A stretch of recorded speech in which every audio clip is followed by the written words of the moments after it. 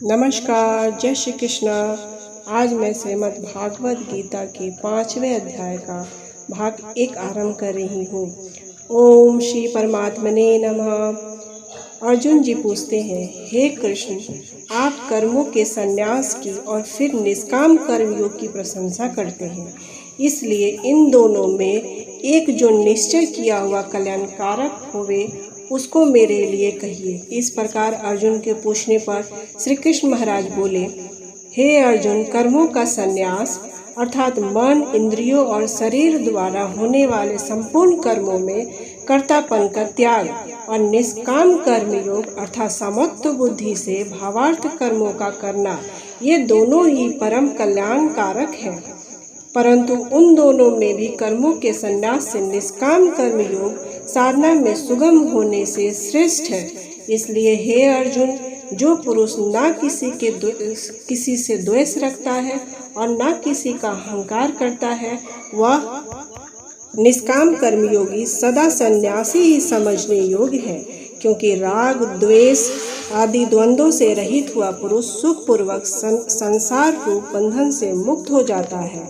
हे अर्जुन, ऊपर कहे हुए संन्यास और निष्काम कर्म योग को मूर्ख लोग अलग अलग फल वाले कहते हैं, ना कि पंडित जन, क्योंकि दोनों में से एक में भी अच्छी प्रकार स्थिर हुआ पुरुष दोनों में फल स्वरूप परमात्मा को प्राप्त होता है।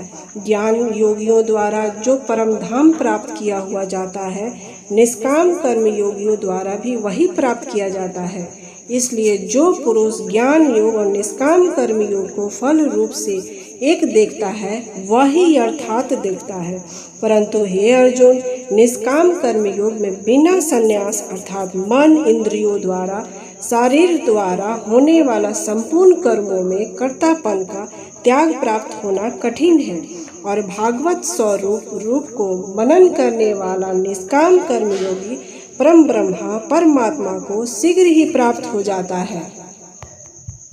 बस में किया हुआ शरीर जिसके ऐसा जितेंद्रिय और विशुद्ध अंतकरण वाला एवं संपूर्ण प्राणियों को आत्मरूप परमात्मा में एकीक भाव हुआ निष्काम कर्मयोगी कर्म करता हुआ भी लेप्यमान नहीं होता।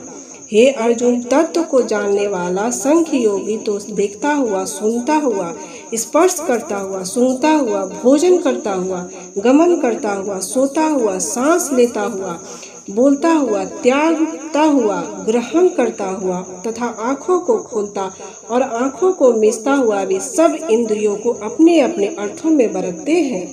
इस प्रकार समझता हुआ निसंदेह ऐसे माने कि मैं कुछ भी नहीं करता हूँ।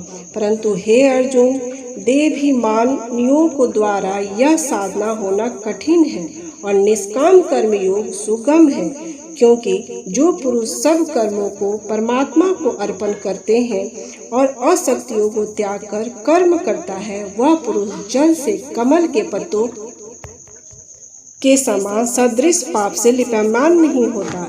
इसलिए निष्काम कर्म योगी ममत्व बुद्धि रहित केवल इंद्रिय, मन, बुद्धि और शरीर द्वारा भी अशक्ति को त्याग कर अंतकरण की शुद्धि के लिए कर्म करते हैं।